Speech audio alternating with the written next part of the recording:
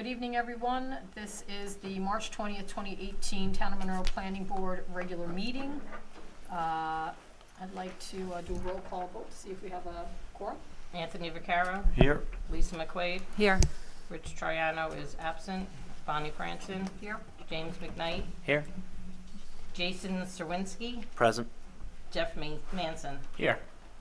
We have a quorum. With that, let's do the Pledge of Allegiance. I pledge allegiance to the flag of the United States of America and to the republic for which it stands, one nation, under God, indivisible, with liberty and justice for all. Just really mic. I'd just like to point out the fire exits. There's an exit, the main entrance that you came in to is the exit. There's also an emergency exit over by the kitchen, and then there's one behind us through these doors that lead out to the parking lot.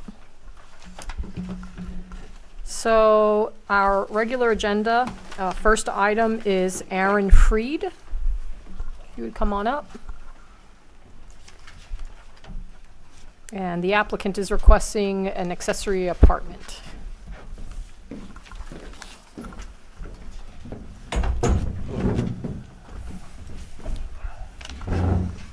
How are you? Good, how are you? Good.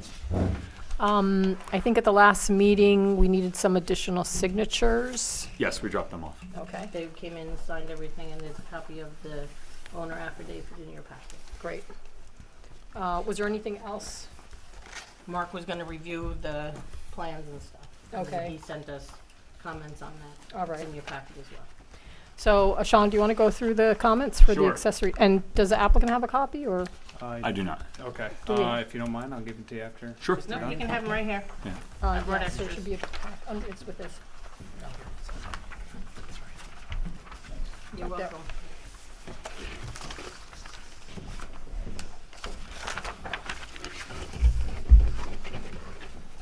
All right, thanks. So one is a kind of overview of the application. Two is Mark's kind of consolidated synopsis of the new regulations for the accessory apartments. But I won't read those. But Okay, so that's all comment two. right. That's just the code consolidated. So. 3 are the 2 plans that he also reviewed that have to do with the application. The first one is the Tom DePew subdivision, which the house was a part of.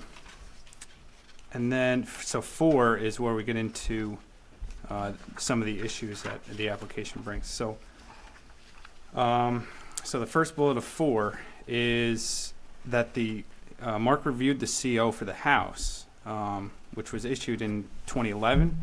The CO lists the house as a 4-bedroom house, but a review of the county website shows the house as a 3-bedroom house. So It was sold to us as a 3-bedroom house and Okay. with a like an office space. okay. Okay. Sure.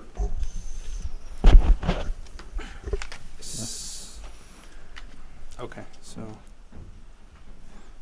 all right, and then because of that we kind of get into the septic for the second bullet. Septics are designed based on number of bedroom counts, so he believes that the sanitary system was designed for 4 bedrooms, but now with the additional accessory apartment, he understands that it's going to 5 bedrooms, so we'll have to take a look at that. Okay. It's unclear about the layout and configuration of the structure as depicted in the sketch. Is consistent with that of the structure depicted on the survey map plan by DePew. So if you could clarify that.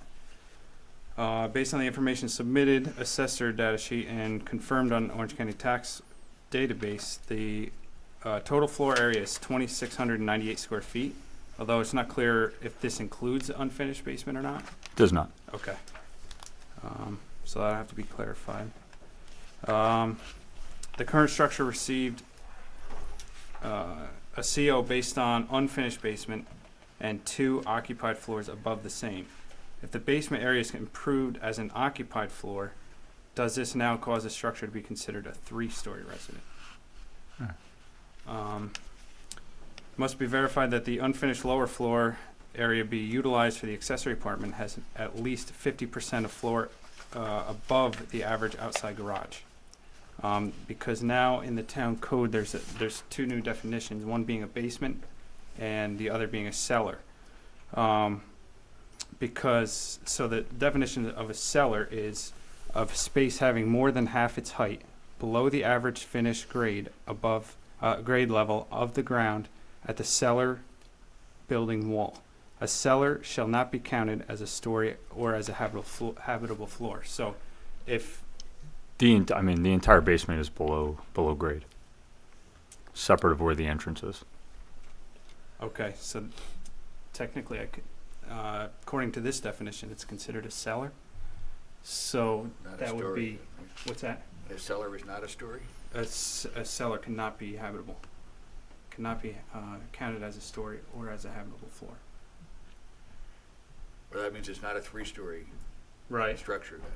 Right, but then can it be habitable if it's a cellar? That may be an issue. Yeah. So I think, oh, why don't you finish your review? sure. The applicant notes that the accessory apartment is proposed as a total of 1,282 square feet, with a finished space of 890. And with, if you go back to comment number 2, the maximum amount of area for an accessory apartment is limited to 750 square feet. So the permitted floor area may be further limited depending on the actual existing residence floor area, which can be discussed further. And then, okay, so then number 5 is what I talked about with the habitable area, with the difference between basements and cellars. And, all right, so 6, the subdivision plans indicate municipal water services to the residents. The applicant should verify the residence has such a connection. Municipal water? Municipal water. I did. We included a copy of the bill from Okay, the Village of sure. Harriman. And we'll continue our review as more information is available. So. Do you want to speak to any of these comments? I'm not quite sure I understand the difference between a basement and a cellar now as opposed, like, that changed recently? Is that accurate? I believe. You with said the it was the part of the code. new code? I believe that's the new code. Yeah, I'm not sure that was new. I don't recall if no. that was a change or if Okay. that was something that existed, but And I apologize. Okay. Mark asked me to cover this today, so I forget if this was new or old. But I can we make a copy of this? I only have one. Here. is that the existing These are the definitions. Yeah. I don't think there's anything here to make one. No. I don't Okay. know what- If you give me an email, I can send you this. Okay. Good to know. So it says a space having more than half its height below the average finished grade level of the ground at the cellar building wall. A cellar shall not be counted as a story or as habitable floor area. So it's not counted as, well, Yeah, I don't know that means it can't be habitable. habitable, right. It's just saying it's Oh. not counted as habitable Floor area. I don't know quite what the intention is, but For it the doesn't say purpose may of not being be a third habited. floor is what, for the purpose of being a third floor, Right. it's not habitable Yeah. on that, but I don't, yeah, like you said, It I don't doesn't know sound if like a prohibition on occupancy. yeah, that, Right. I would have thought they'd word it differently if they meant that, but, So you know. I think the question would be, can it be inhabited by building code? And that would be a That's what Ben basically- question. Right. But does this information in the affidavit answer the question of whether, because it's a requirement to get a accessory apartment, that the dwelling in the lot has been occupied as a single-family detached dwelling for at least 10 years? 'Cause that's Oh. pretty much a threshold determination. I just, on point number 5, page 2, the last sentence says, for the lower level of the existing residence to qualify for use as an accessory apartment, it must technically be a basement. So that's where it distinguishes between a cellar and a basement. I think. So your house, this area that we're referring to as basement or cellar, can you walk out from that? Yes. You can, so it's Yes. exposed. Yes. Do the garages go out from that No, area? The Remind garage me. is sort of between the basement level and the first floor, the way the first floor is built up, if that makes sense. Okay. But there's a walkout. There is yes, which was added, But the walkout is to grade, correct. right? Oh, well, it's great. I mean, there's probably about a 5-foot drop, but it's over about 35 feet. I mean, there's a, So I guess the question is, when you walk out, you're not going upstairs. no, it's Right. smooth. It's not flat, it's graded up very lightly. Right, okay. Mr. Freed, I did take a drive by your property Mhm. since our last meeting. Mhm. So the front porch area, Yes. that walks in on the first floor. How many Correct. steps up to to that porch? 7 or 8? Okay. And in the back, there's a deck, Correct. which also is at the first floor level. Uh, That's raised up about how much? If I had to guess, I'd say about 24 inches or so in the back. Okay. Yeah, I mean, they both seem to be elevated from the ground. They're not. I mean, the foundation- So a portion of the a portion of the basement and/or cellar, as we're determining, is certainly above ground. I guess it's going to be a question. Yeah, I was just Really, of referring. how much? Yeah, I mean, there's windows in the basement that are about. I mean, I don't know quite how big they are, but they're probably 24 by 24, if not larger. And they're not at right at ground level. They're slightly above. I was just trying to answer the question as to is it 50%, but I don't, I've never actually measured I it. think that'll have to be determined, yeah. Okay. I know, is it 50% in depth or 50% of if the thing's built on a hill, 50% of the area going around this room is? The rear is definitely higher than the front is. Yeah, yeah. The way it reads is a space having more than half its height below the averaged finished grade level of the ground at the cellar building wall. More than half its height all the way around, or more than half its height on some? It doesn't say exactly. Okay, all right, I'm getting that. Trying to get up the picture of the dwelling. Maybe Tom Depew, your engineer, could give us a letter on that score? A computation as to, He was the engineer for the subdivision. oh, Yeah, I think he I- also done the septic work, didn't he? I- Give us a certification on the septic on your behalf? It was done. It was part of he had everything from the original plans that were done. Okay. I made contact. I thought we were gonna have to have him come out, which I'm glad that it didn't have to do that, just because of the cost of his services. But he had all the documents stored. I think that's another question, though, with regard to the bedrooms, because Mr. Depew said that he tested your system and it was okay for 4 bedrooms. So I think is that it 3 bedrooms and an office, or is it? it was sold to us as 3 bedrooms with an office. Which when I picked up the data card from the assessor's office, it shows 3 bedrooms. Okay. So I didn't even think to question it because everything. That was the way it was sold to us, and that's what the data card said. And we don't use the other one's not a bedroom; it's a playroom. So that was the assessor's data card? Yes, which is included in our application also. Okay. And I think it was the data card if C of O I'm- was also in the application. I have I think I have everything in there. And the C of O, is that where the issue is? Right. That's C of O I don't- says 4 bedrooms. How are you actually using the bedrooms right now? We sleep in them. Put it We this have way. we have our Is there someone sleeping in each of the bedrooms? no. We have one that's a playroom. We have our bedroom Okay. and our 2 children. Or in another room? Correct. And we had our other daughter who had passed was in a room with our oldest daughter. Okay. We never used any because we needed play space. So at this point. The other bedroom wouldn't really even be big enough to use as a bedroom. I'm guessing what they're referring to as a bedroom's. Okay. How big is that room? 12 by, So on that upper floor, there are 3 bedrooms that are being occupied and slept in, and one you're saying is a Correct. playroom? Okay.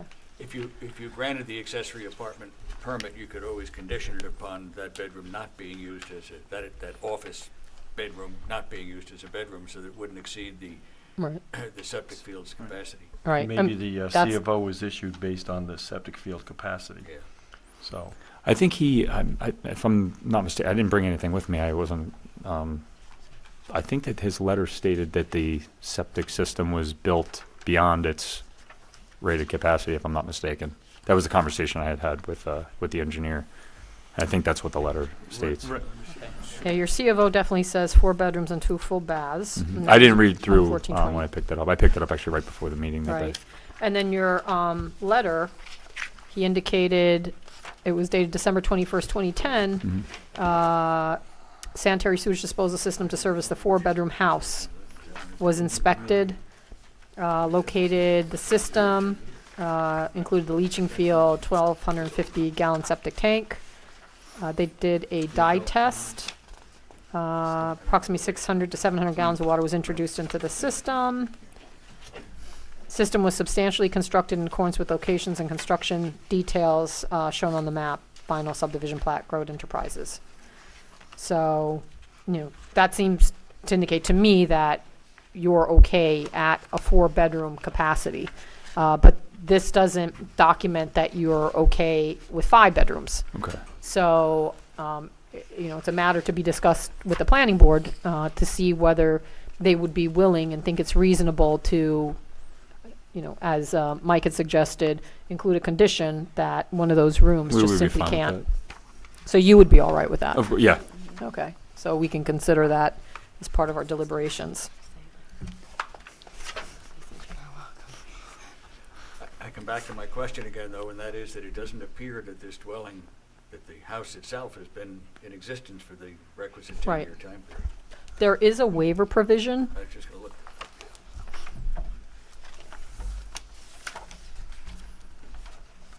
The county notes that it was built in '09, so. Right, it doesn't meet the 10-year standard, Right. so. No, but I'm just pointing that out for the board. Right. Is there a definition of elderly? Or is My- elderly just? My mother-in-law's definitely elderly, Okay. healthy. But I don't know if they. I mean, I don't know if they put a number on that with age, or if somebody just looks elderly. You can. Do you know it when you see it? Qualifies both ways. I may be there. I'm close, and she's my mom. I'm not as close. Oh, good. Yeah, every provision. Just trying to find the accessory apartment provisions supplemental. Here we go.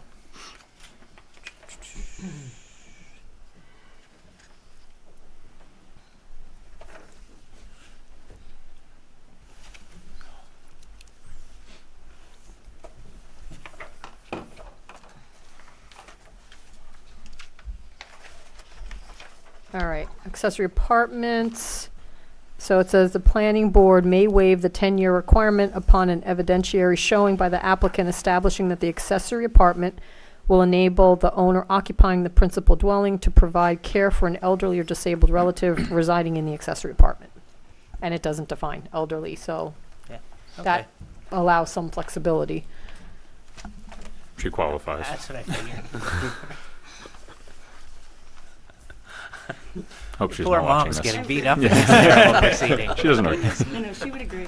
Oh, jeez. I think this is on TV later, so just, I don't know if you want to pull back some of that, but. We didn't say we don't love her. Oh, right, good. So if so we are okay with the waiver if the planning board wants to grant the waiver. Again, you're willing to consider the restriction on the bedroom upstairs. We still have a question that we need to ask Ben with regard to, can this cellar area be inhabited from a building code perspective? And is it a cellar or is it a basement, depending upon how you measure half above the Right. height? I don't know quite what that's intended to do it. And that may be a building code definition that he's very familiar with, and he would know the answer. Okay. Were we okay getting back to the total area?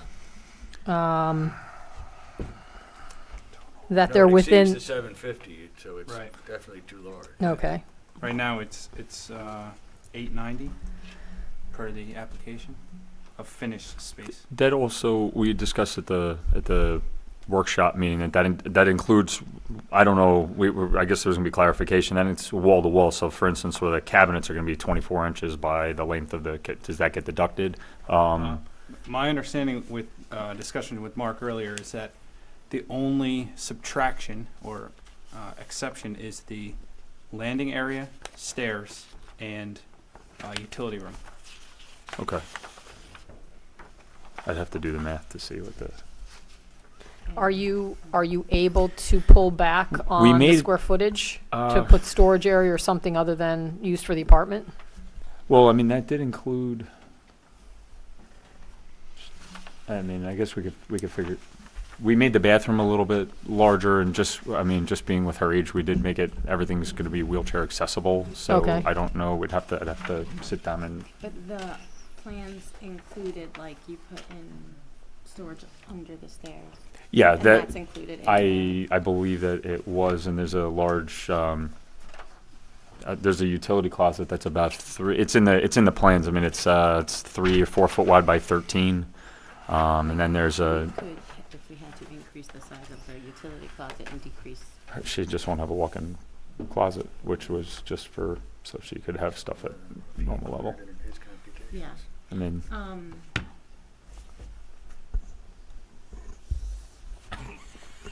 Sorry.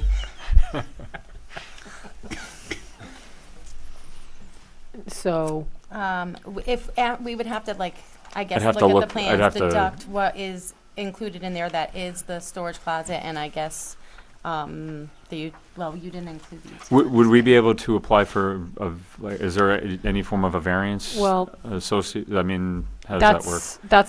So when the accessory apartment law and regulations were revised, Mhm.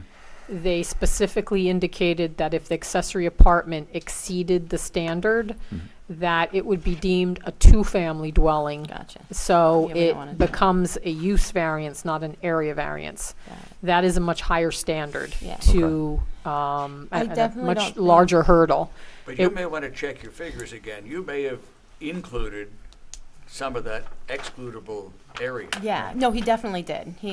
But we don't know how much without looking at the I'd actual have to actually plans. do We'd the have to math go do the and- math. And then there'd probably be less that we needed to actually scale back, which, But there are 2 ceilings. One is the percentage of the habitable area of the rest of the house, and then the 750. And it's are probably the 750 that's the gonna be 750 your- we have to abide by. So it seems, if I look at the spaces, you have the master bedroom, there's the bed, hallway, bathtub, bathroom, laundry, you have a kitchen, and you have a very large living room. So We can't really scale back on that because that, that just follows the you kind of have to walk yes. through Yeah. it so it would have to come from the back end, like the bedroom or.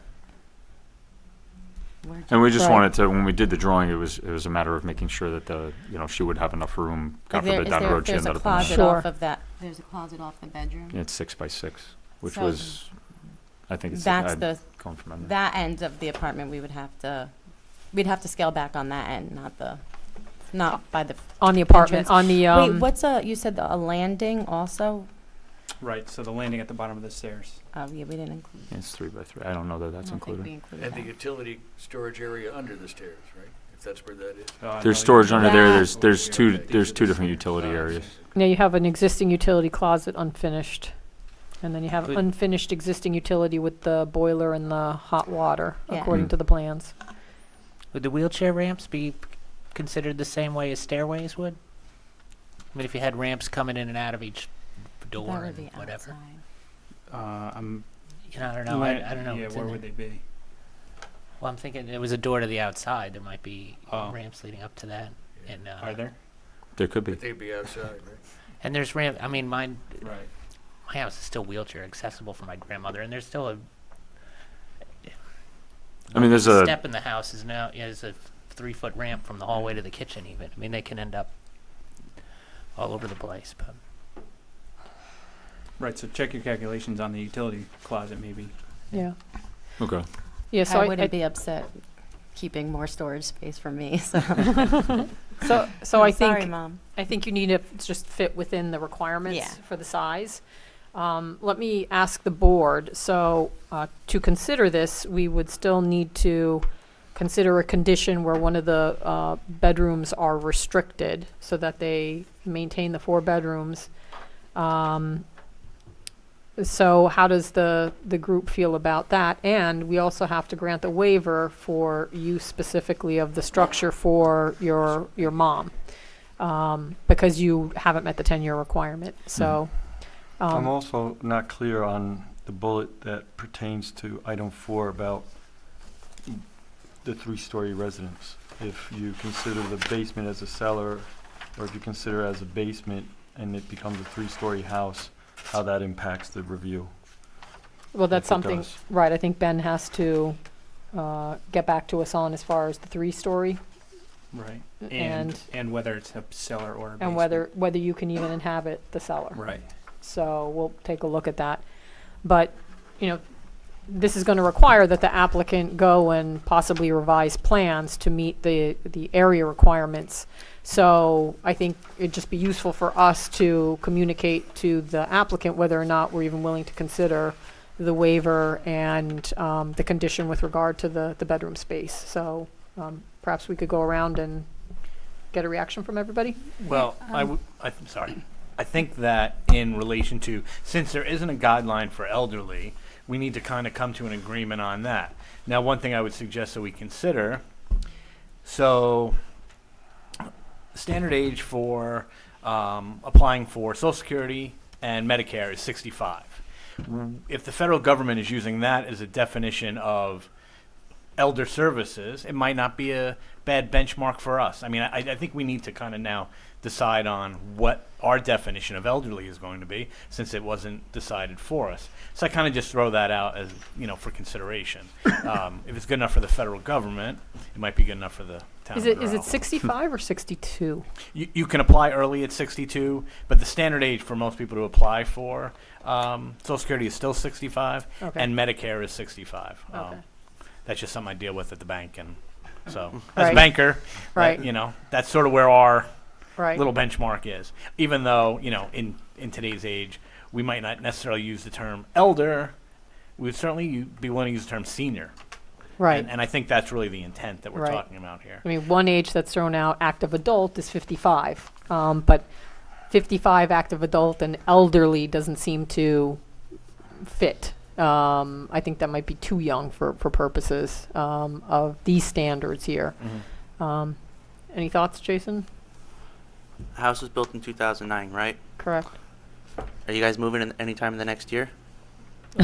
Not planning on it. All right, so that solves my issue on the 10-year waiver. I'm totally fine with that. Okay. The restriction on the bedroom, that's fine too. I'm not sure how that would be enforced. It's always an enforcement issue, but the condition could be imposed.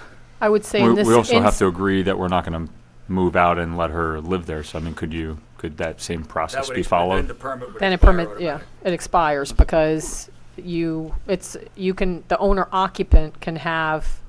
No, I'm saying, I mean, are you able to follow that same type of a process where we sign Your affidavit, I think, indicated, I haven't seen the revised affidavit, but it needs to say that you acknowledge that in the We did. event that you were to leave. No, what I'm saying, I mean, is it as simple as us agreeing in writing that we're not going to occupy? I mean, as much as I'd love to have another child, I don't think that's happening.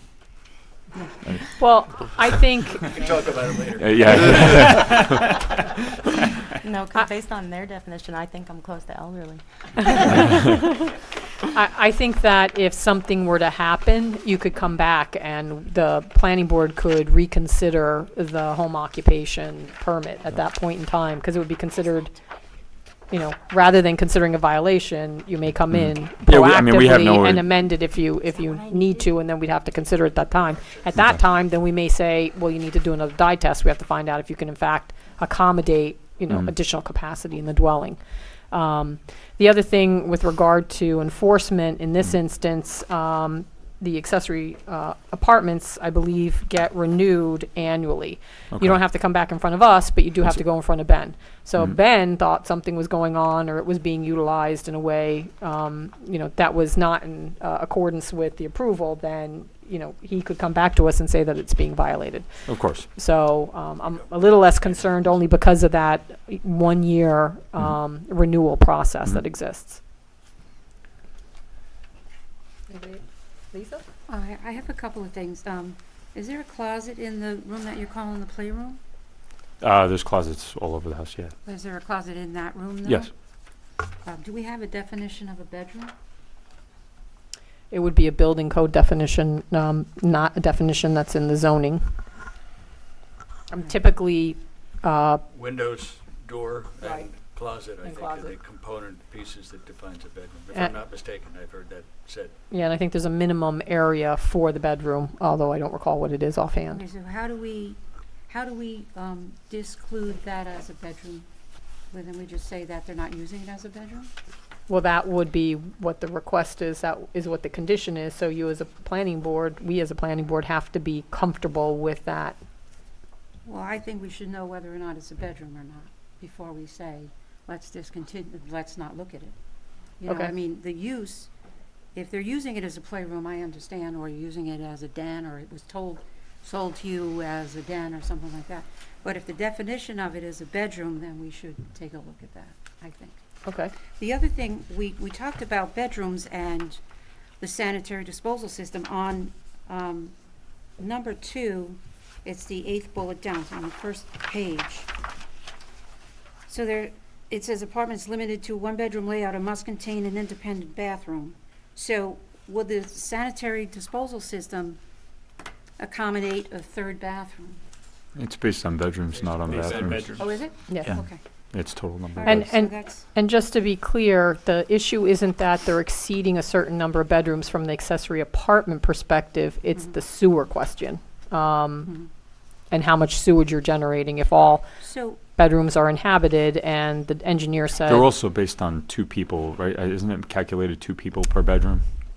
No, No. it's just calculated solely on bedrooms. Oh, Right. the Yeah, engineer had it's- explained that it was calculated per bedroom by two people per I think there's an bedroom, so- assumption of 150 gallons per day per bedroom. Depends on your water saving fixtures, Oh, yeah. and yeah, it's a variable thing. Right. so then would there be a requirement to increase the disposal system? Well, so one of the requirements of the accessory apartment is that they do have to prove that they have adequate, a wastewater system. If they were on public, it wouldn't be an issue, but because you're on septic, we need to make sure that it is adequate. So, 2 options, one would be for them to have to just prove out that they could, the septic would be, okay with 5 bedrooms, would be adequate for 5-bedroom usage. Or the alternative is to say one of those bedrooms can't be used as part of the accessory apartment approval that they would get. Is there an option to increase the disposal system then, based on the size of the I home? would assume there was an expansion area given when it was constructed. Right, but if I recall correctly, I believe a 4-bedroom house requires a 1,250-gallon septic tank, and a 5-bedroom house requires a 1,500-gallon septic tank. So, depending on what size septic tank, that would also have to be evaluated, not just the So it wouldn't leach just be field. the laterals, it would be Right. actually expanding and putting in a A new, new septic tank. a new septic Potentially, tank. if they don't have an existing 1,500-gallon. Okay, so, And I think it was 1250 based on the engineer's letter. I didn't see that, but I can look. so would that be considered an option? To increase the septic? They could, yeah, it'd be a Okay. large expense. Yeah, I don't know that we could afford.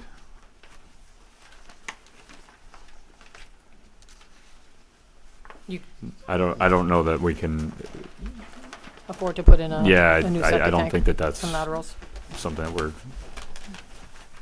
It'd be easier for me to block off the closet and take the door off the hinges and then bed, playroom, whatever you want to call it. Which I think is a little absurd to have to do, but. And again, we're just polling the board. Oh, to see no, where of course, I'm just. we end But up. that would kind of, if we did have if there was a restriction written into our approval on the use of that bedroom, then if that were to happen, then we would still be falling under 4 bedrooms.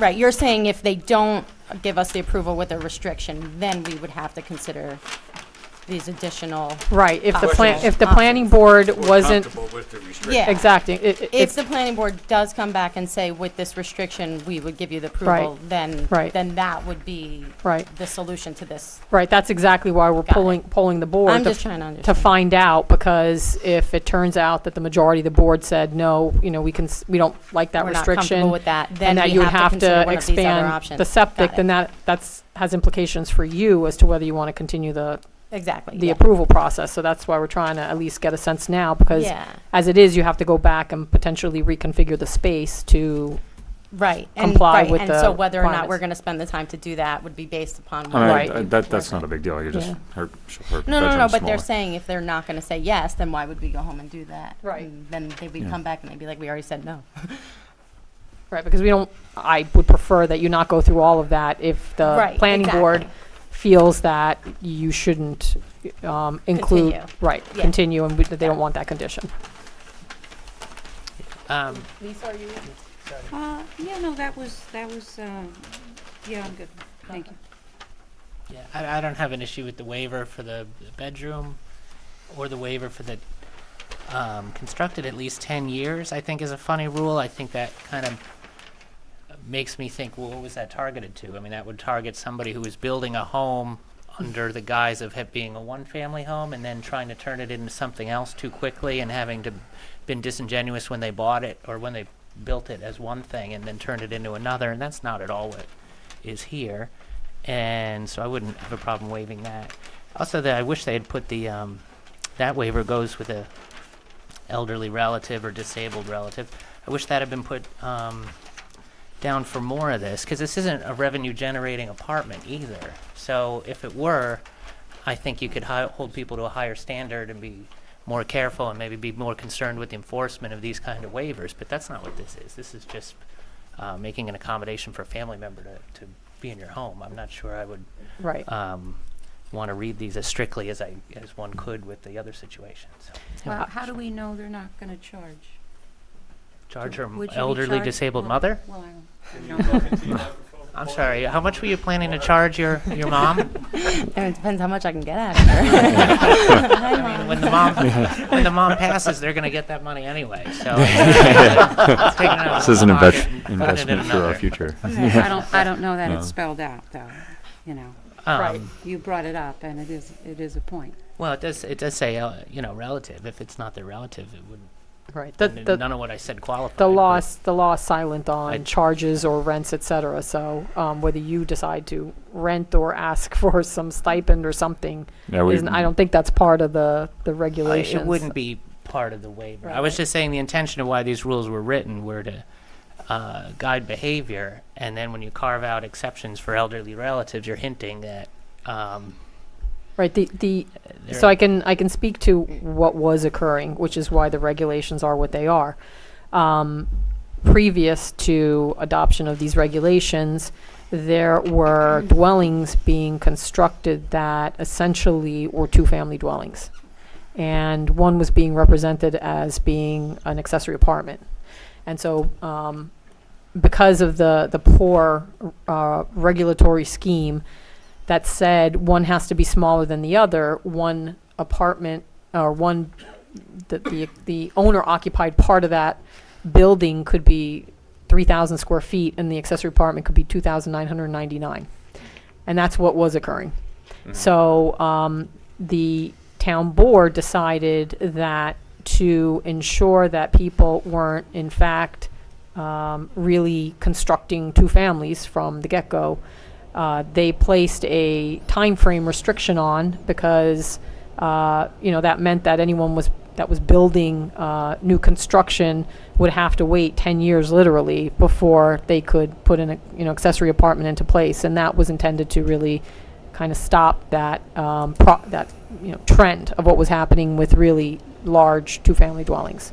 So that was the intent. Yeah, and that's understandable by the Right. writing of it of the first 10 years. And Right. it just, But but this isn't the case. First, they would have never contemplated this 10 years ago when the home was built, and they Right. even identified what was the intervening circumstance since that 10 years that got them to where they are today. Right, So right. that's, I don't see how you could push against that waiver in this case. Right. Or how one could. not you, except personally. Yeah. So, but the waiver does acknowledge, and in fact, when the law was being reviewed by Orange County Planning Department, they felt that there should be some flexibility to be able to waive that 10-year period. And so that's why there's some language in there to do that under, kind of strict circumstances. Thanks. Although I like crisp rules and regulations, I am good with the waiver. I don't think we should qualify what elderly is, and I'm good with the applications and the statement and everything that Jim said. I think to Lisa's point, and I agree, I wouldn't want the next buyer to be under the illusion that it's a 4-bedroom house that could be turned into a 5-bedroom house. And, so if just by moving the play furniture out of that room, voila, you have a bedroom. I'm wondering if there's something more that we can put on the assessor's notes so that when they assess the house, it remains as a 4-bedroom house, unless they expand the septic system or whatever has to be done. So, and then the other thing I was thinking about was,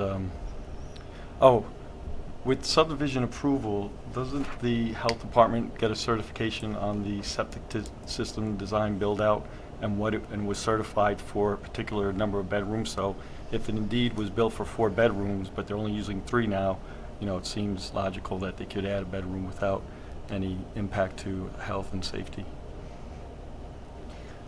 The regulations do require that, so if they were to sell the building, the owner would have to meet the same standards, and that requirement would still apply. Otherwise, they would be denied continuation of the accessory apartment and would have to be vacated and discontinued, and the improvements that were installed would have to be removed. Okay. So it's not something that can be continued. If it was supposed to be 4 bedrooms and there's a sale, at that point, we could put notes in that say they either have to install a new septic system if they're going to use the bedrooms as such, right, or they have to live with that same restriction, because it would be a new occupancy. Yep. So, so And we I'm can make okay sure with Ben we have that knows that. restriction on. I also do want to emphasize, just so you don't invest too much planning and designing and effort into it to understand and get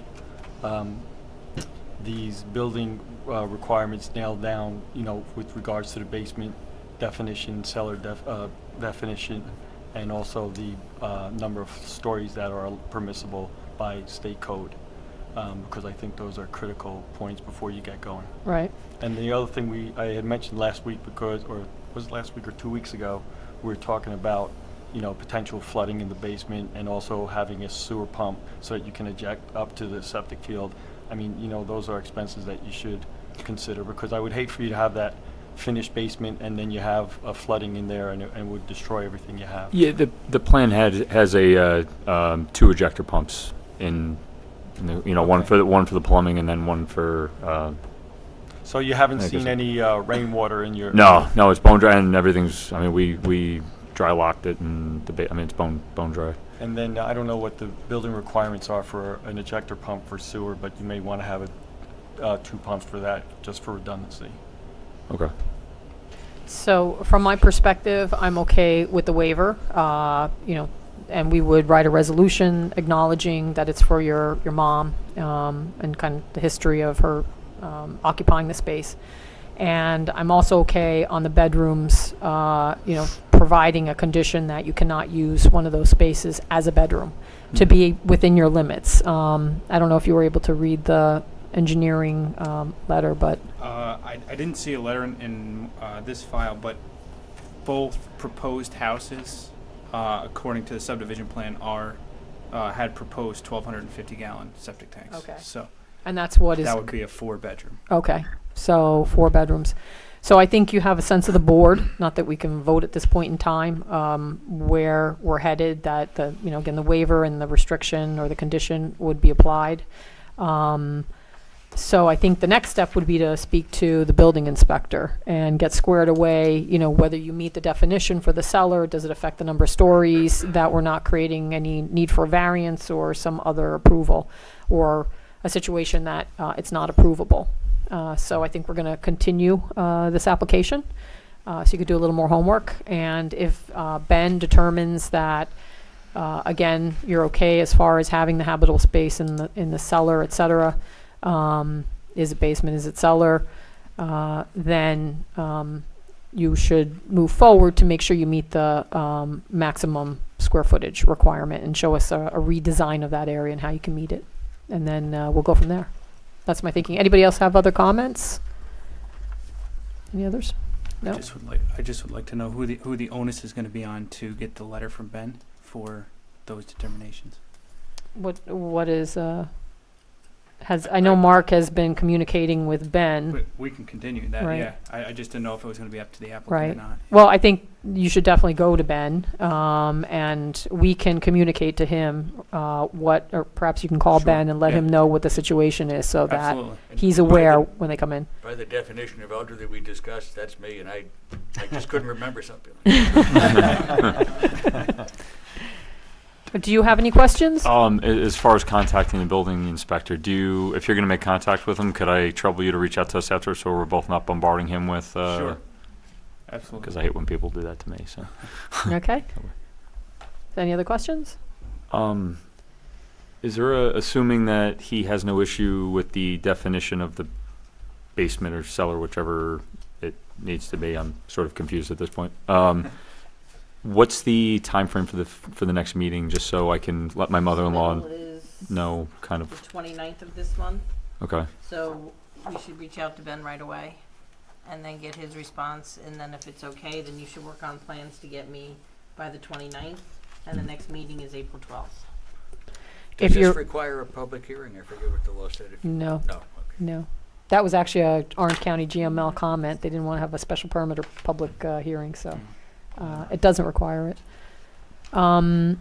So, if you're having problems getting the submission into Noreen, just give her a call, and let her know in advance that it might be a problem. If you're talking about a day. Oh, okay. I know. She's so cute. She's really cute. Conservation Board. Conservation Commission question? Yes.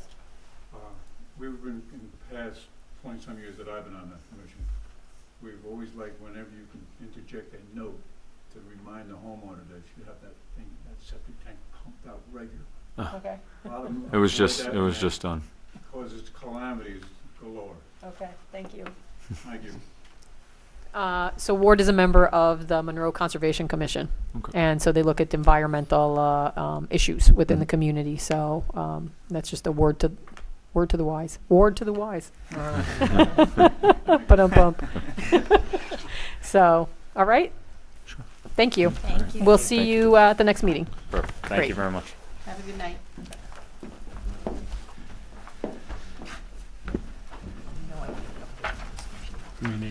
Next item on the agenda, Vincent Feeney.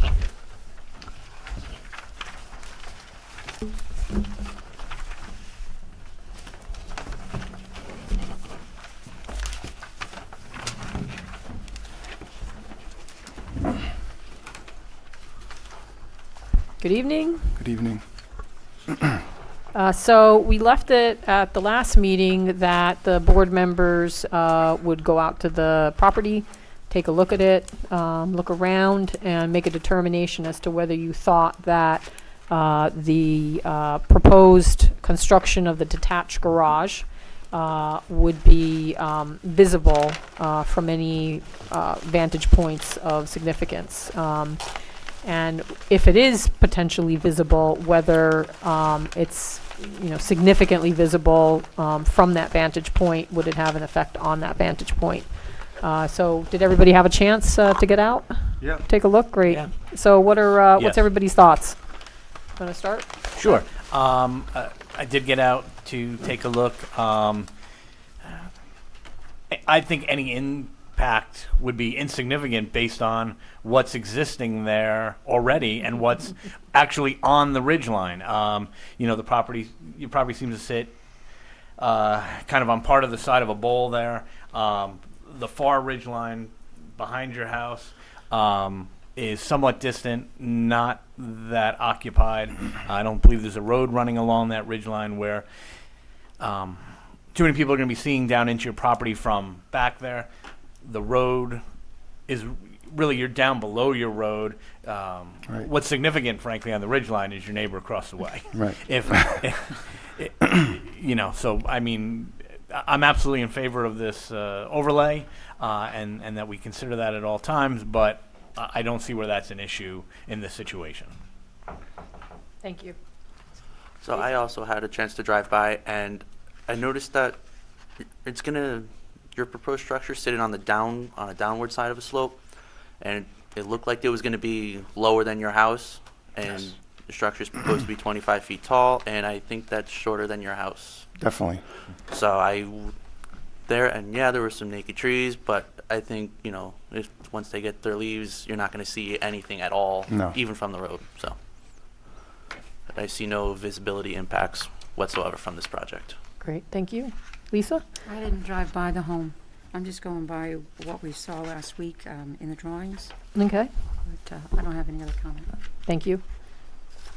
Yeah, I drove by it, and I agree with these guys. You can't see anything from the structure, and I mean the toys and the plow, they're already in the yard anyway. So why would a garage look any worse than seeing all Look this stuff? better. Yeah, exactly. The toys may go in the Well, garage? yeah, Yes. doesn't want to put their stuff away. So yeah, That may improve the Yes. right, the Yeah. environment, okay. I Anthony? agree with what everybody's saying. Just curiosity, how tall is the structure? 25 feet. Okay. Is there any requirement for dwellings within a certain radius of the proposal for comment on that from neighbors? I don't believe there's a requirement that I think we can hold one. Let me see. I don't know that there's a requirement for it.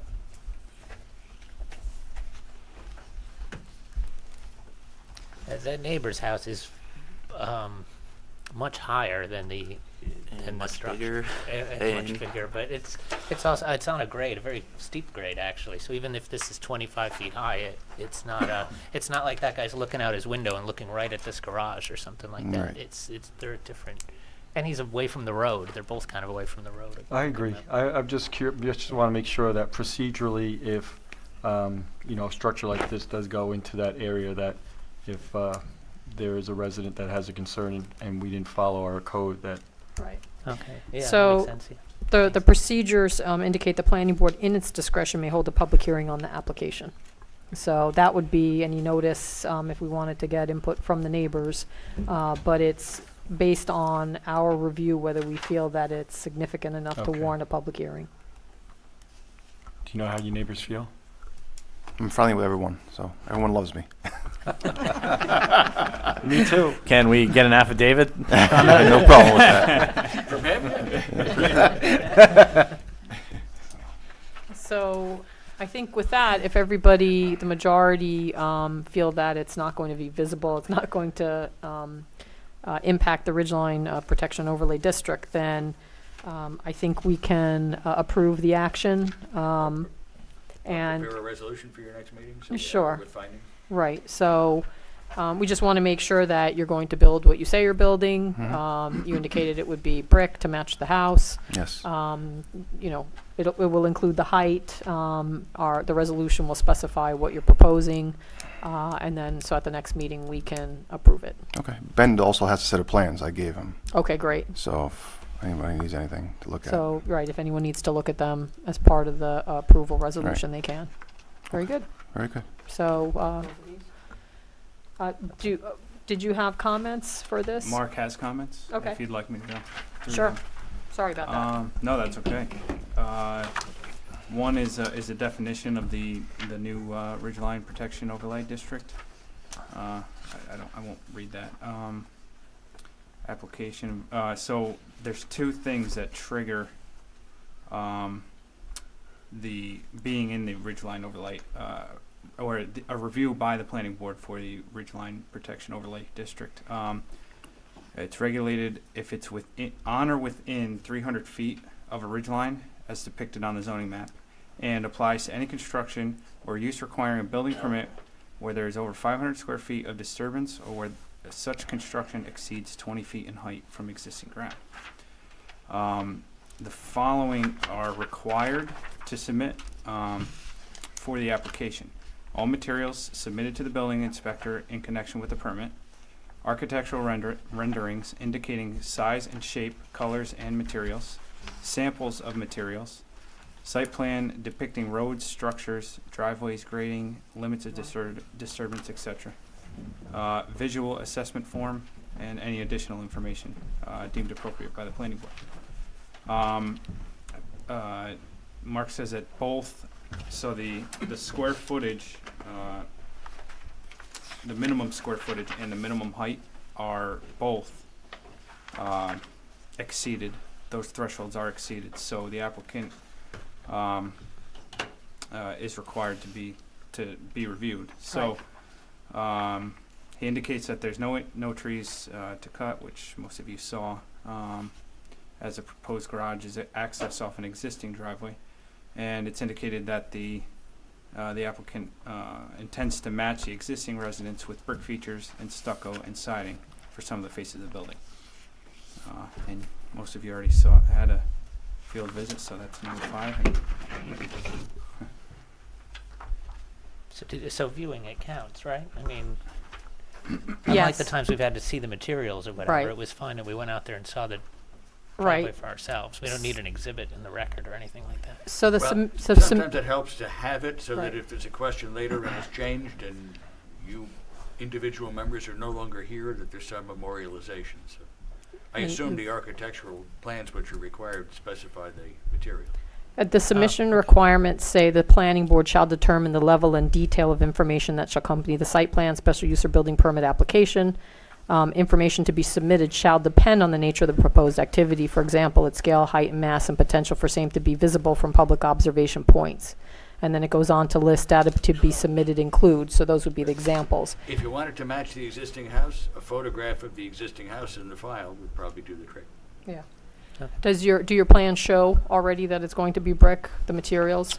No, it shows cedar siding. I got a generic plan Okay. to go off of. Okay. But I can have a letter written out or something notarized if I that's think what you need. Yeah, I think That's- I like the idea of the photo and just some kind of letter saying Yeah, I can get your it. intent to design it to match Sure. the brick of the house. No problem. That The would brick's be already there. If you guys drove by the house, you probably saw the bricks laying on the side. I intended when I built my house to add a garage sooner than later, but it happened later. Gotcha. So So again, I think we determine, and it really depends on what we're reviewing. Something the size of Bald Hill, if that were to come in now, there would be a lot more submission versus, this is a garage building permit application, so we choose what's, appropriate. So I think from my perspective, again, a letter, a photo, just indicating what you're going to build would be, it seems reasonable to me if it's reasonable to everybody else. Yeah. Yep. Does he just drop that off with Noreen one day when he's free or something? Yeah. And that'll be made part of the record. And then we'll just add that to the resolution that Mike will draft up for us. Okay? Okay. So I think you're good to go. We're just going to formally adopt a resolution at the next meeting. Okay. Mike, does the applicant need to be here for that resolution? Only if you think you might have questions to ask of him, but no, it's not a I requirement. can come. Okay. No problem. Okay. When's the next meeting again? April 12th. April 12th. Okay. All right. No Thank you problem. very much. Thank you. Have a good night. Thanks. You too. Next item on the agenda is Bald Hill. Let's get this party started.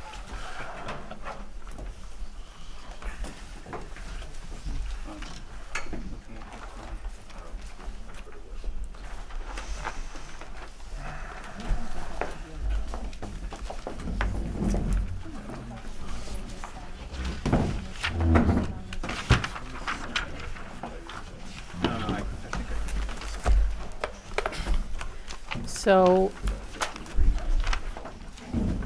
I think when everyone's settled in, we'll have the review by McGoey, Hauser, and Edsel read into the record. Sure. Yeah, I am. John. I'll just bring that to comment sheet, you guys. I only have one, sorry. Thanks. Got the share.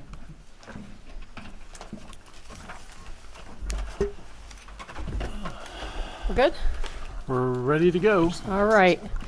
So, Sean, I believe you have a memo that was do. prepared, and I'm not sure if the applicant has a copy. Thank you. We Okay, did. great. Told them I had to Thank share. you. So perhaps you can go through that. Sure. And then Mike, maybe could just give us an update on what you did as far as the resolution, and then we can discuss the renderings and what's been submitted. Thank you. I'll wait till John sits.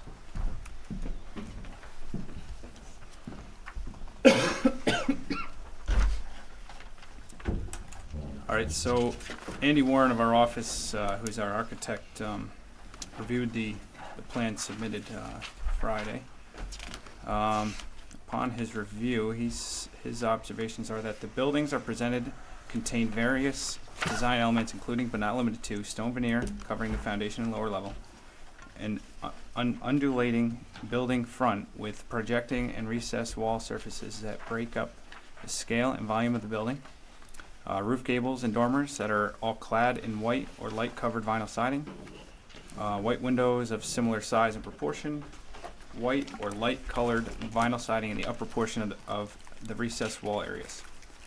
All the elements lend a cohesive character to the buildings, regardless of the individual color options that may be selected. Each of the color options that have been submitted individually present exterior material color which work well with one another. Also, the entire set of options, when viewed together or as a whole, have the potential to provide variety and have the ability to visually differentiate the individual buildings within the development. So his 2 is that we have following comments in regards to the rear grading scenarios. In the rear grading scenario A, we recommend that the designer review the rear deck to consider a possible concrete or stone patio with an opening or gate to provide easy access to the yard. B is in the rear grading scenario B, we recommend that the designer review and coordinate the stair locations from the rear deck with the concrete slabs to provide a slab at the base of the stair to the yard. And C, in regard to grading scenario C, we recommend that the designer review the locations of the concrete slabs at the rear of the building and coordinate the locations of the doors. So. Thank you.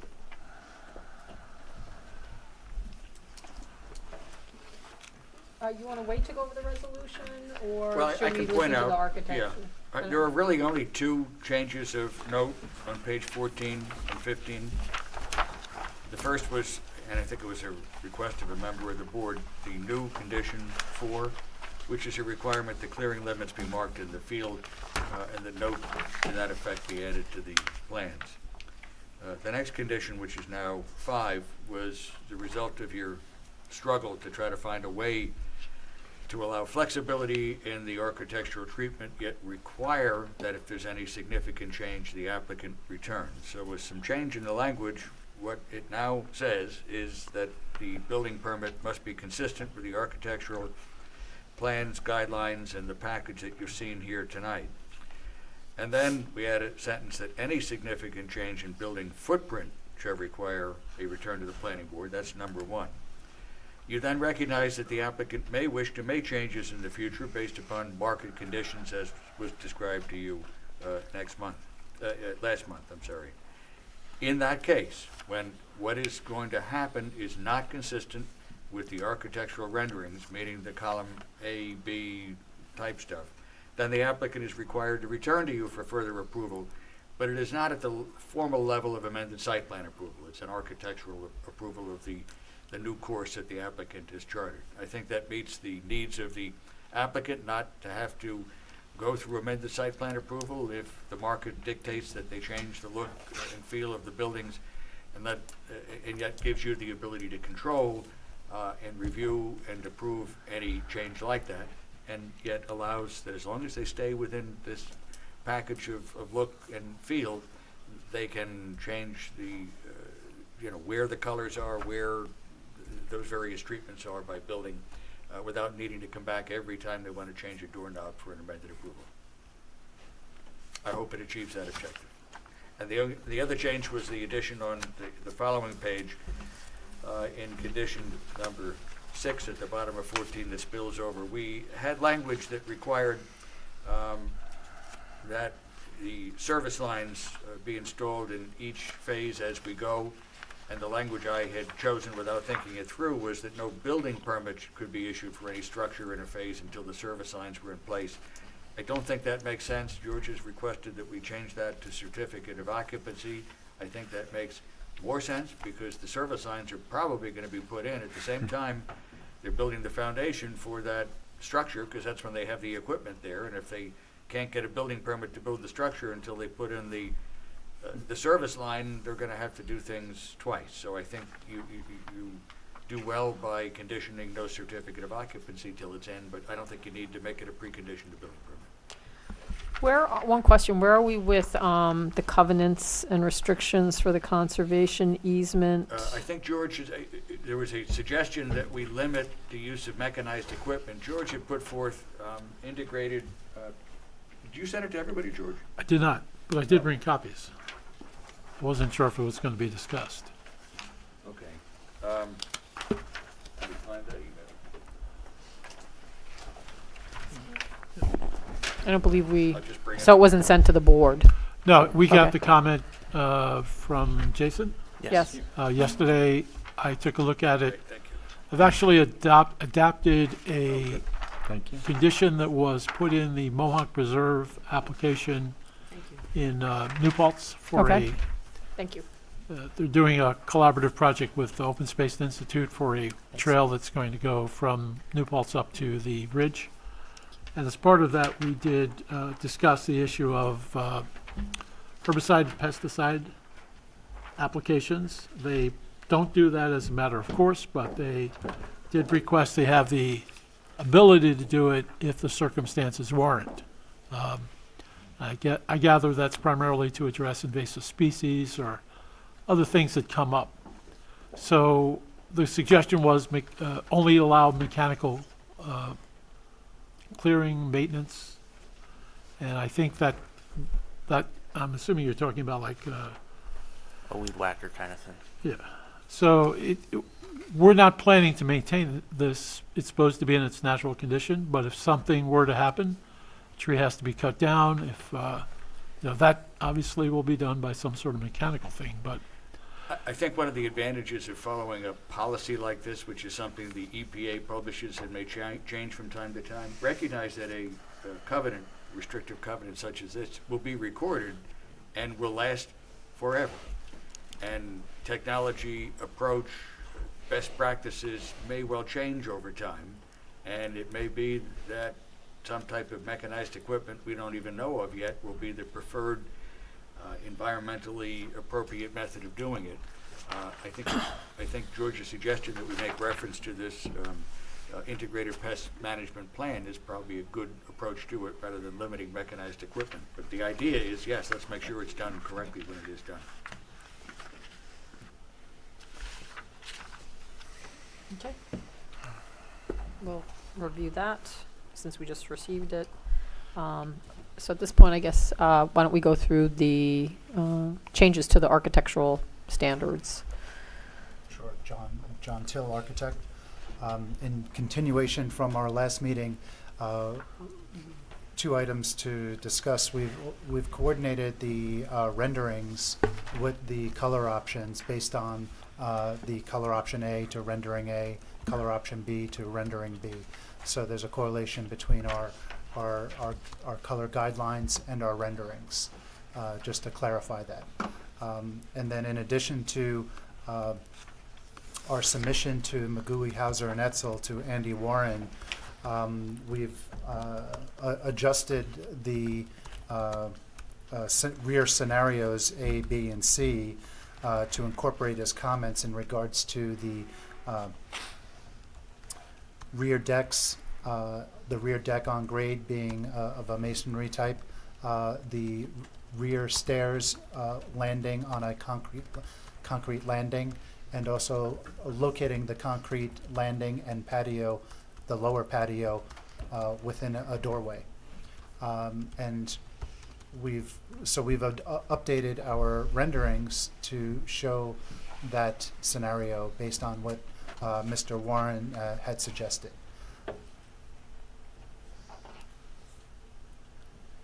And we've also put a narrative in the proposed architectural guidelines defining that further as well, that's what I just handed to you. The items underlined are the items that have been added to this guideline in response to Mr. Warren's comments.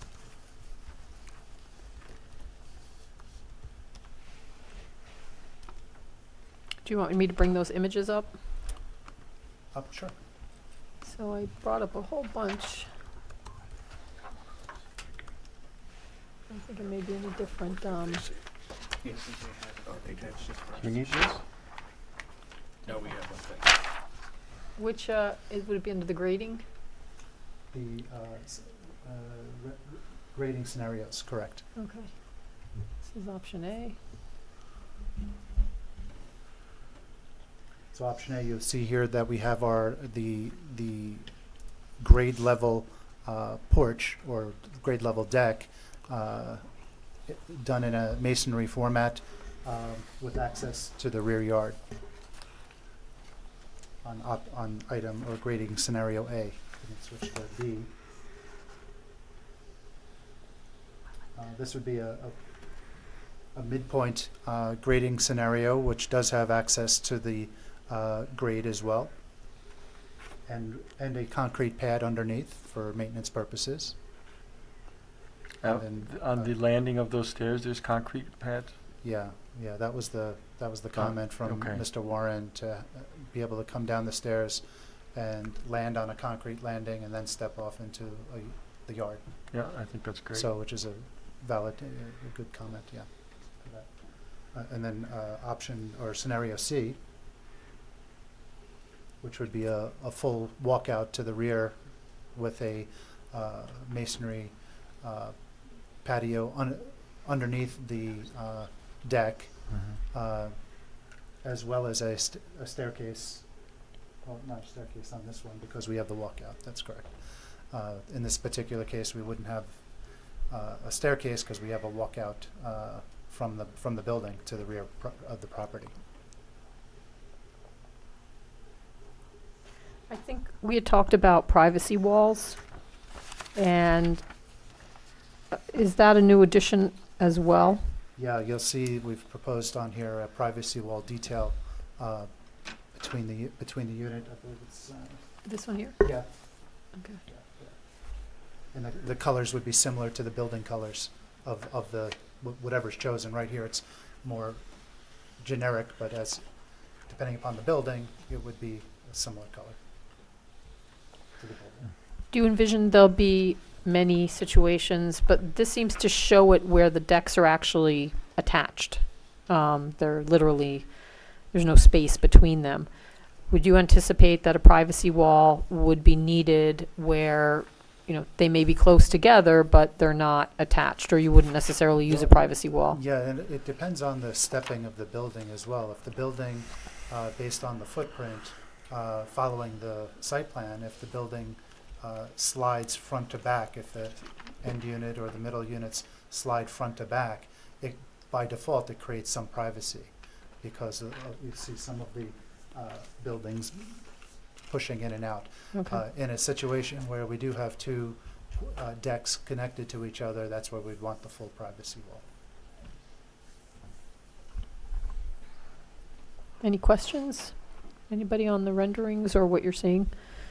Any thoughts? What do you think the likelihood of having an adjoining deck that requires a privacy wall? Is that going to be standard in all cases? It's going to follow the site plan as it's designed.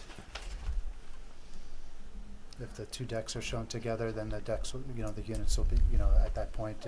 And so the facade would be the same siding as the house? Or? Yeah, it'll be trimmed and colored similar to the building choice. If it's scenario A, B, C, D, or E, it would work with that color palette. At our last meeting, in talking about the 3 grading options, it was suggested that option B would be, if not few and far between, it might not even exist on the site. And there was going to be, Sure. do we know at this point Yeah, how often B might occur? Yeah, after further discussion, we wanted to show you the 3 scenarios for certain. Mm-hmm. We think that it'll occur. We think that the other 2 are more likely to occur. It just depends on the road cuts. It depends on the rear yard grading cuts as we move through the project. So we didn't want to discount it. We know that that scenario will happen throughout the site. Our engineer can comment on it a bit further if you need more specifics on it. But I think that we just. Well, wanted yeah, to I was have just an curious idea whether of it what was that going would- to exist or not. So I mean, but so We do but anticipate it. that it existing, will.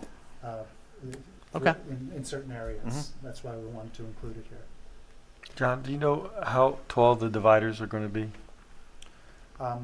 Typically, they're in the 6 to 7 foot range. That one seems to be the height of the, almost- Doorway, a yeah, window. the doorway or a Yeah. patio door, Usually so. that would be at like 6 foot 8 inches Mhm. for privacy. Did you consider any other options for that, or for that?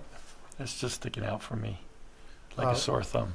Uh, For a divider wall in terms of facade, or different ways that you may have handled something similar to this on other projects. It can be looked at more of a deck material as opposed to a siding material. Mm-hmm. And it could be looked at more of a fence, a board-on-board fence look to it, as opposed to a siding material. Those are really the 2 options that come to mind. Yeah, I mean, personally, I think something that would be more uniform to the deck as opposed to siding would be more appealing, but I don't know. Yeah, it becomes an aesthetic call. Right. One of the things to consider is the uniformity to the project, and by keeping it closer to the building color, it's more uniform to the project, uniform to the building. From an aesthetic standpoint, that would be just an opinion. Have you actually seen this type of build out in the field on Yeah. projects? Yes. And it works? Yeah, works well. I have a question. Does the HOA have guidelines on what you can put on the deck, like a barbecue grill? Could something like that, if the grill was left up against that wall as opposed to more of the fencing walls, could that cause a fire hazard? Do you want to comment on the HOA? The HOA can adopt rules that, the owners can agree how to govern the site outside of the building. That would be a reasonable, I think, I don't want to say requirement, but I think there should be some guidelines as to how decks are used, things that have to be put on them or things that can't be put on them, so that there is a generally accepted and expected treatment out there. It looks necessary. I think that the privacy is important. Someone wants to enjoy their deck and they don't want, someone next door, whatever, if you want to sunbathe, who the heck knows what you're going to use your deck for, but I get the point of the privacy. I was just concerned with, like you're talking about, the material, is it something that could be an issue? That's all. Do we know what building code is, or if you're allowed, like when you're allowed when you're allowed barbecues or other? New York State does regulate through the building code and through the building department in multifamily buildings or in a situation where you have semi-attached buildings, when you can have a barbecue and where it can be placed. Are the twin stairs that go out, is there a physical divider, or would the neighboring residents be able to go across each other's stairs? Or what's intent? I'm not sure what's wrong, but There'll be a divider, yes, okay. One So it'd stair just going be to a the right, one stair railing, to the right, left. They're just exactly, okay. combined at the top for the circulation. So it would step down from the dividing wall to a railing? Correct. Okay. And the railing would separate, it's not a shared staircase. Right, okay. If that's what you're That's my asking. question, thank you. How do you cap that wall? Is it because it's siding on the side? Is it just a piece of wood, or? It could be an aluminum cap, Aluminum similar clad. to the fascia of the building, Okay. or it would be. Which could be painted aluminum like white to match the trim. Well, it would come the same color as the aluminum. So if the aluminum on that particular building was like an off-white, then it would come off-white. We wouldn't paint it. It would be factory applied. Okay.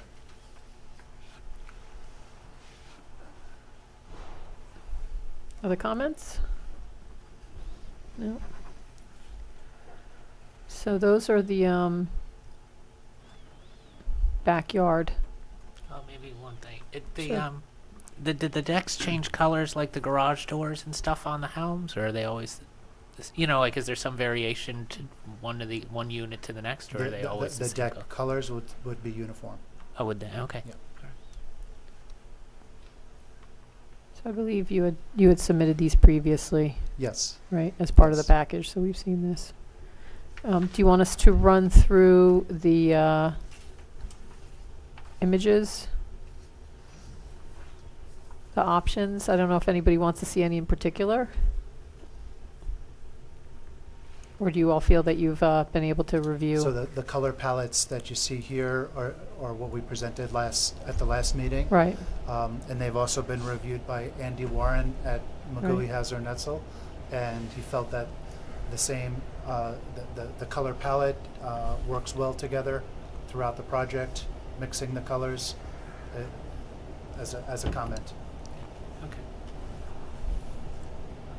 Anybody have comments on what was submitted? What's been received? Any other comments on the architecturals? No?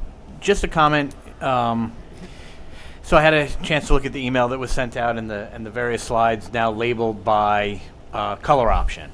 So if I'm correct, we went from an A through F scenario to an A through E. The A version has 2 different garage colors, and the E version has 3 different garage colors. The A and E, the primary siding color is the Harvest Gray, I think it's called. So 5 options, essentially, if you start to mix in the garage door variables, out of 8 are the Harvest Gray. So I have a little bit of a concern that the project is going to skew towards a lot of Harvest Gray buildings, and that only occasionally will we see one of the other 3 options. So I'm just trying to kind of balance what I observed there with the architectural guidelines, and how does that, I guess, ensure that we're going to see enough of a variation that it's not fairly monosyllabic with the occasional poop, even like the sea foam green, is relatively close to the Harvest Gray. It's incrementally different. So again, I'm just a little concerned about that 5 of our 8 options really are the one color. And does anybody else have that concern, or I'm happy with that. I like the uniformity. So, but I do have a question. You do make a point. If you pick one color for a garage building, all the garages are going to be the same. You're not going to have different colored garages within the same building footprint. Yes. So yes, you pick. I mean, you're not going to within- interchange. You're not going to intermix Correct. garage colors in the same Correct. structure. Within building number 7 will all be the same color. But the building number 8 across the street might have a variation to it. Right. So in terms of that, yes. I have a question about the parking, just because I'm looking at it now, and it looks like the end buildings are going to have like twice as much parking. Are those end building units, are they going to be a lot bigger? And then the other thing is there guest parking? Because those middle units, they might not be enough parking. I'm not just looking at it now, thinking about that. Well, the parking on the rendering specifically follows the site plan. The driveway cut and the parking specifically follows how the site plan is set up. So there are 2 parking on the driveway and 2 in the garage. And then we have visitor parking as well. There With is, a yes. total 70 visitor parkings. So there is extra parking available. Thank you.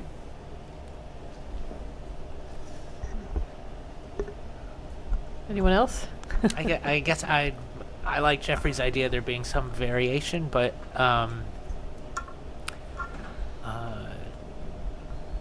I don't know. They have options out there. I mean, at least there's 3 or 4 that are different, and if they wanted more different ones, they could bring them before the board at any time as well. I mean, that's kind of up to your. And again, like I said, the idea, the concept here is that the guidelines were to travel through the history or the future of the project, so that if different builders come into play over the time, that they have a guideline that they can follow, and so that we do have a cohesive project. Yeah. So that's the overall concept here.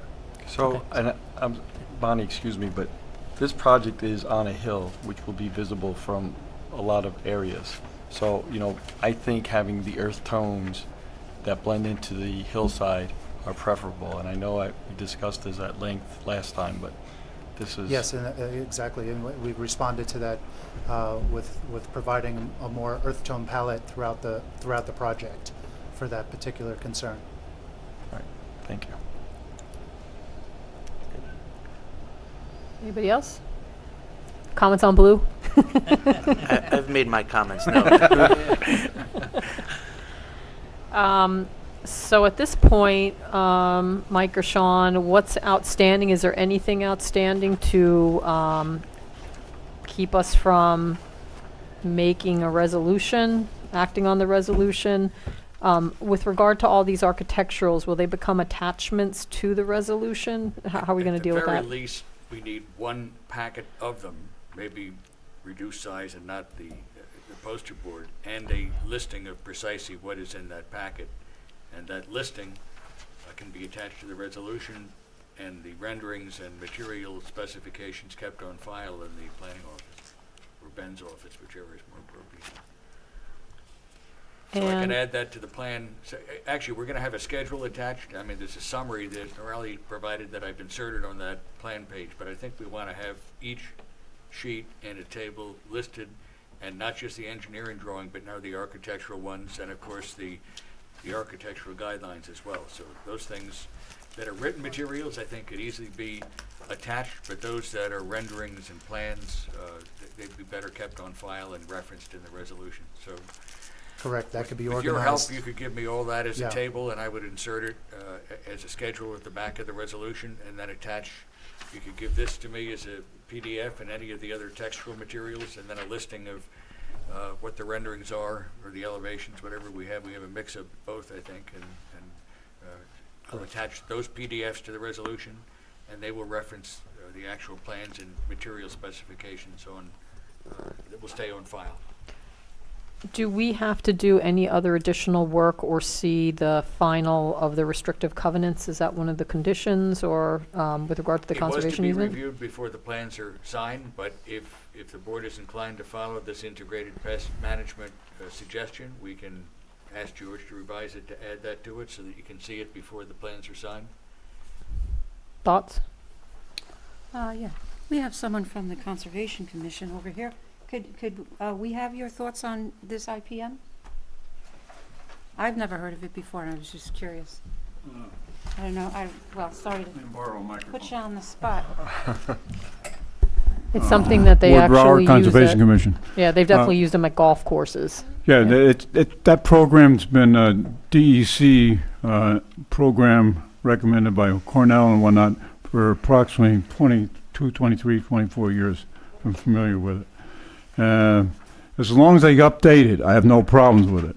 But sometimes a lot of these harsh herbicides, you find out that they're not updated, and then that becomes a problem. As long as New York State, but trouble is, if anyone's following the tax structure of New York, DECs, they cut back a lot.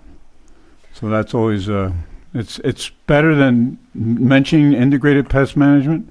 But I always, as a Conservation Commission person, I'm always a little leery of that, because I've seen, this goes way back for most of you, thing called Agent Orange was approved defoliant, and then we had catastrophic, we're still reaping the rewards of that.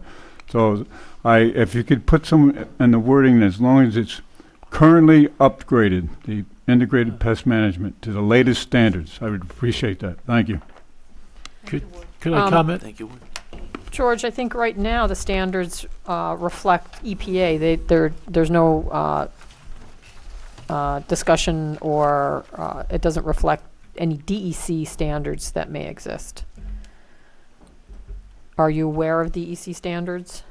I am aware that there is a regulatory scheme which DEC has for pesticide application. But let's back up and put this in perspective. This is applicable to Lot 5. Lot 5 is not supposed to be disturbed. It's not supposed to be maintained. There may be some maintenance, for example, in the area where the wellhead would be. So you may want to keep some vegetation down there, I suppose. But overall, the way this was originally set up, if you look at paragraph 4, it talks about trees and vegetation. It says there'll be no clearing, burning, cutting, or destroying of trees or vegetation, except removal or trimming of trees or vegetation hazardous to person or property. So the idea is it's going to stay the way it is. We're not going to have to put anything there. We're not looking to enter onto the property and do maintenance. So as it was drafted, paragraph 7 says pesticides and herbicides. There shall be no application of pesticides or herbicides. But when Jason's comment came through, it did raise the possibility that, for example, there may become an invasive species or something that does need to be controlled on that property. That would be literally a rare exception, I assume, and something we're not looking to do. But if we should have to do it or should want to do it for some reason, this integrated pest management program sets up a protocol which we would follow. And basically what that would result in, there would be a number of checks on this. One is we can't use a toxic substance unless we get your approval, and also get the approval of the Transportation Corporation, because Lot 5 is uphill of the wells. So they have an interest in making sure what's going into the wellhead area is also as little as possible coming from any of this activity. But again, the idea is that there's not going to be a wholesale application. There's not going to be wholesale clearing. We're not mowing lawns. We're not applying fertilizer. We're not doing most of the things that are done on residential properties. Lot 4 is where the residential property is, and there will be a reasonable amount of stuff that's being done in connection with that. But on Lot 5, the idea is we're not touching it. You do indicate in the description, after reciting certain acts, you include and state and local laws. So I guess the only question I would have, should it also include as may be amended from time to time?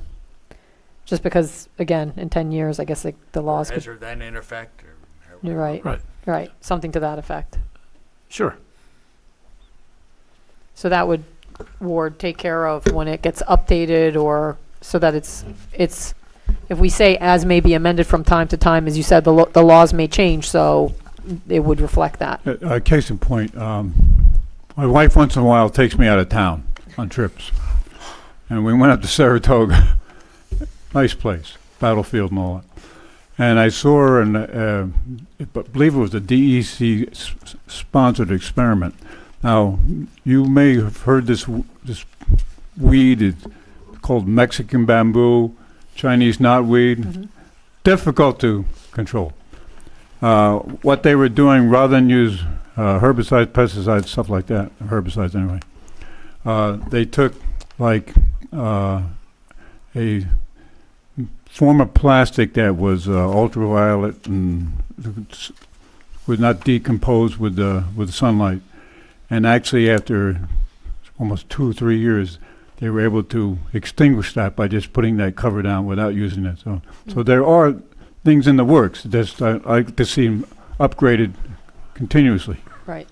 And I every time I watched DOT spray these herbicides, you see them along the guardrail. You see some of that stuff it has side at the end of the description of it. That is an indication that it's not good for organisms to partake in. Right.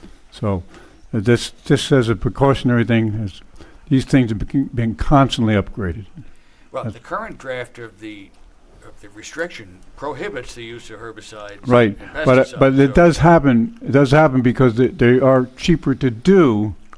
Right of ways. They have to maintain But I right guess of what ways. I'm asking is, do we want to move away from the prohibition to allow this instead, or just stay with the prohibition that they can't be used at all? Board? I would not like them. I'm going to admit I'm biased against chemicals. Right, well, and so it was written initially that it prohibited herbicides and pesticides.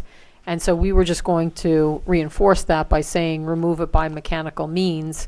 So now the revision is to actually allow, as a potential use, pesticides and herbicides. That gets a little scary to me. So I don't it's think, actually. I don't think George is in favor of it. He's just trying to No. meet your. I mean, this is something that in Mohawk, I'm from Ulster County originally. Well, not originally, but I've been in Ulster County a long time. Mohawk is sort of like the benchmark for environmental responsibility in the area. And that was something they requested. It wasn't the way it was proposed by the planning board as a condition.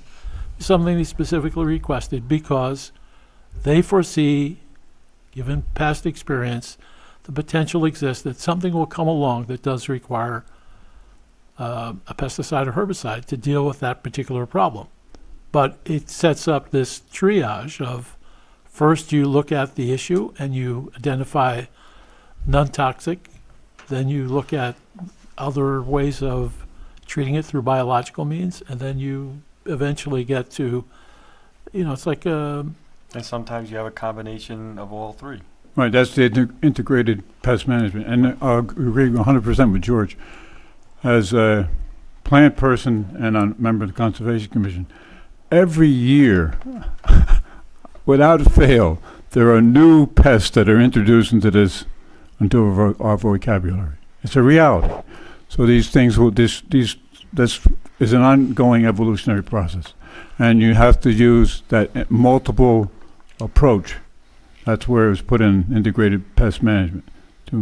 And as I said, it's constantly evolving. So is the board then in favor of removing the prohibition of paragraph 7 and replace it with this approach? As long as it's, only caveat, as long as it's maintained up to date. That's my right. concern. Right. Thank you. And what I would be willing to do, because the last resort is when you do have to do something that involves something which is non-toxic, is that you have to get approval of the planning board. I'm willing to insert after consultation with the NCB. I think this is it may never happen, but if it does happen where there's something up there that needs to be treated, and we want to undertake that, You just come back we have here. to come to you, and I'm sure you're going to involve the NCB, so I'm willing to write it in there. It's not. Thoughts? Is this okay if we also add in that if they do go to that last resort, they have to come back in front of the planning board? I think that's prudent. Yes. Yes? Thank you. Okay, so what it would now read, just so we're, Anthony? Yeah, I'm good. Okay.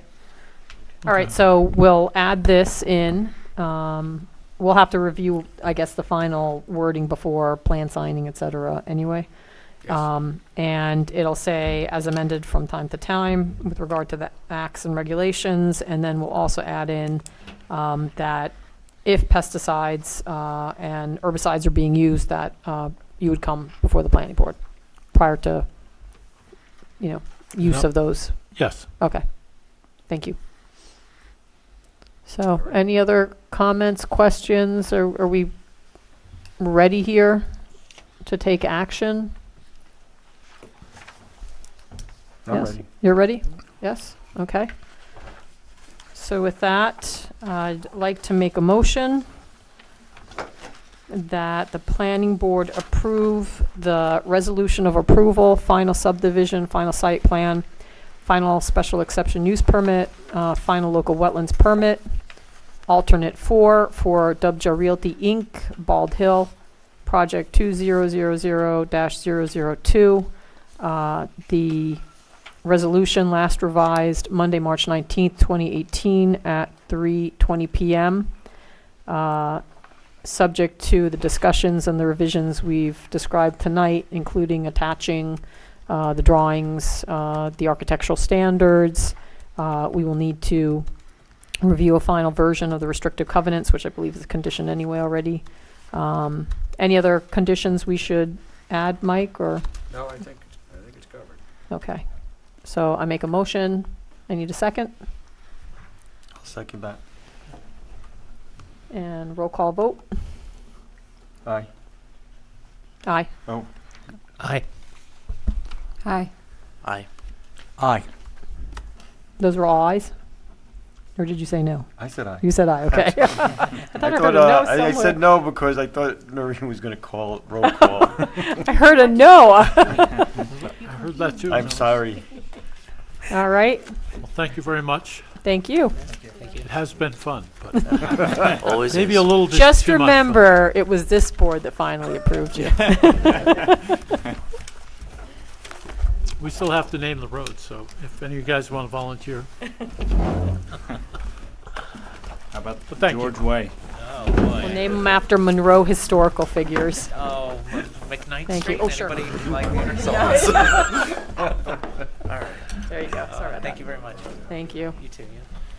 Yeah. We still have Minutes. Are we ready to approve minutes?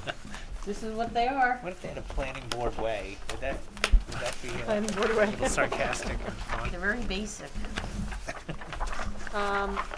Do we have them among our packet You here? should, your last 2 pages of your packet. All right, last 2 pages, okay.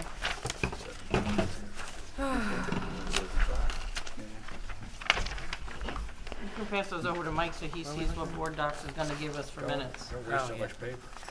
Doesn't waste anything. Nope, you should have it in your packet. That's 2 different days. So these are from March 8th, February 8th. It wasn't, All right. I went out of order. Thank you. Was it 20th because there, I thought at one of the meetings we talked about a resolution, like typing the secret actions. Was that at the 20th? I don't remember. I didn't get to that video yet. I don't know why I went from February 8th to March 8th and totally missed February 20th. Okay. So there were no resolutions at these meetings whatsoever? No. Okay. The So then only resolution was to adjourn. Okay, so I'm going to guess that the resolutions were, I'm not a fan of these. I'm just going to say, I'm not a fan of these minutes because I don't think they describe anything. Although I understand that the clips get attached to. Yeah, and what on board docs, I go through and I put whatever second each item, so roll call is a second. Okay. Pledge of Allegiance, they all go through and you mark the seconds, and then if somebody wants to go back and look at the video, they can just go to Bald Hill and it'll Right. say 1 minute, 23 seconds, and they could listen to the whole thing if they want, I instead of them being typed out. I thought I read somewhere, Mike, and I'd raised this. I don't know if you had a chance to answer. I thought videos couldn't be part of minutes. These are your minutes. Okay. They comply with the requirements of state law. Okay. That all that needs to be done is reciting what items were discussed and any action taken by roll call vote. Okay. And that's all that's necessary. I'm not familiar with board docs, and it's not fully implemented here. I am familiar with another program called IQM2 that one of my other municipalities use, and it produces minutes just as skeletal as this. But when you go to the site, if you click, it shows the agenda in the context like this. If you click on what it is, it instantly takes you to that part of the video, and you can see it. I think the public finds it the best of all worlds because it's better than a stenographic transcript because it's an actual video of what took place, but it's easily gotten to because you just click on that item. Are the videos kept in a way that they're going to be there for a good long period of time? Because it's In Fishkill that I represent, they've been there for years. Oh, okay. All right. So Yeah, there'll be my a great library grandkids will be on- able to come and watch it. Daddy on TV if they'd like, yes. Okay. And I guess I also ask it just because, I mean, these have been wonderful people that have come to see us and everything. I can't imagine any of them ever suing the town planning board, but in case they ever did, the minute, these That are, was my these are question. awfully bare bones. Yeah, Right. that's why I was gonna So- agree with you until I heard they're keeping But the you are videos permitted very to put in your securely. certified transcript of record in an Article 78 proceeding, whatever you want to support your position that was part of your record. So that was going to be my question. If it was an Article 78 and we had to respond to an Article 78, can we use the information that are in the clips? Absolutely. Okay. Sure. Okay. That was my primary concern. And you if could the do it clips, in various ways. You could have an affidavit that summarized it. You could hire a stenographer that would literally create the transcript on an as-needed basis. Okay. Now, the municipality I represent has a stenographer present and stenographically transcribes everything that's said at every meeting from start to finish. And that becomes their minutes. and Right. just an abundance It's a of luxury caution and to cover expense. our behinds. If the videos were destroyed, missing, whatever, who was responsible for that? Who's gonna get? Because then, George. okay, good. Who's going All to get right. beaten? So George has got our back then. He's telling me that. So if I understand this correctly, how would we refer back to the minutes? I mean, how would we know what we're looking for? Is there a table of contents? I'd have to see how it works in board I'm not documents. Does sure anybody if I know? could get to it from now. I mean, this is what mean, the you know, town it's- board wants everyone using. This is the system we're using. I think we're trying this out. No, I don't think it's a trial. I think it's here to stay. It's here to stay. Well, So, yeah, but although once that once doesn't. we get to use it or try it, look at it Well, you online, all we might should feel have more a password comfortable. to get onto board docs. Okay. And you can go on and view everything that I've done. Like, I did type in tonight different comments. I don't know how they're gonna show up on the minutes next time. Because, again, they just got the videos up. I've been working on them. And I didn't know what was gonna print out till I hit the print button today. And I went to Mary Ellen and said, is this what I'm gonna get? And she said, yes, this is your minutes. It tells you what you discussed at the meeting, and then it gives you any resolutions, and that's all you have to do. Because if I was to do verbatim, I that don't. would be very long. I mean, you're talking 3 or Right. 4 hour meetings. You'd have a big packet. For me to summarize it, and if I don't summarize it the way that they meant it, then I could also be liable, Well, is what I've been told. I don't right. know Well, the law on I that. mean, minutes are often summarized by the planning board secretary. So I don't know about the liability That's what I've question. been doing, My, but- I think my concern sometimes is that when we have these meetings, we may have asked an applicant to follow up with something, or they were supposed to return with information, and we can't rely on these minutes as backup for, for this project, they were going to come back with revised floor plans, et cetera. So to me, that's the benefit of having more robust minutes, because Okay. it helps us track what's supposed to be provided at the next meeting. Okay, so tonight in the comments, I went over Mark Etzel's thing and stuff like that. Let me see how they print out next week. Okay. Because maybe that's where I can make those notes. Yeah. Because I don't know where it's gonna print out, whether that's gonna even show. Okay. I just tried it tonight to see what would happen. This is not board docs. Okay. It's another product that, if I understand it, similar. This is the town of Fishkill site. I went to the planning board section. There's the March 8th, 2018 meeting. If I were to click on that, it brings up the agenda. Here's the agenda from that night. Here is an application. If I click on it, it will take me to the, I gotta turn the sound on. It takes me to the video of that section of the meeting. Yeah, so I don't know. Thank you. So that's how it works. So any item I want to see, it takes me there. And these are the minutes here. Is ours going to work similarly, you think? It That's seems my to be. understanding is that's how it Okay. works. So Okay, thanks, I would Bill. only add that somehow that we track, if it's not in the minutes, that we somehow track. Well, I make notes if they're What supposed to the- bring in my Right. notebook when I have them. Right, but just for us as well to be Right. able to Yeah, look she at, made notes as you well know, on that kind of stuff. because it's tough when you're actually substantively reviewing it and going back and forth with the applicant. You may not be writing all the notes down to remember these things, and that's why we have minutes, so. Yeah, And by but the way, writing there's down what they also should bring a back button is to a good click here, idea. which is the agenda packet. So all of the items that were before the board at that meeting are instantly accessible that way as well. You just click on it, you see everything again by applicant. Okay.